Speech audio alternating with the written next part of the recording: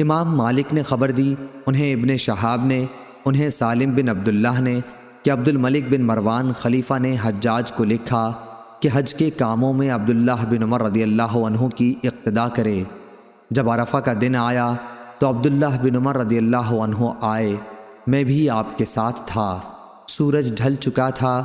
آپ نے حجاج کے ڈیرے کے پاس آ کر بلند آواز سے کہا، حجاج کہاں ہے؟ حجاج باہر نکلا تو ابن عمر رضی اللہ عنہ نے فرمایا، چل جلدی کر، وقت ہو گیا۔ حجاج نے کہا، ابھی سے؟ ابن عمر نے فرمایا کہ ہاں۔ حجاج بولا کہ پھر تھوڑی مہلت دے دیجئے، میں ابھی غسل کر کے آتا ہوں۔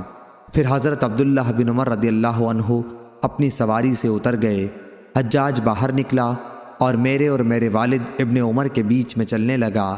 میں نے اس سے کہا کہ آج اگر سنت پر عمل کی خواہش ہے تو خطبہ مختصر پڑھ اور وقوف میں جلدی کر۔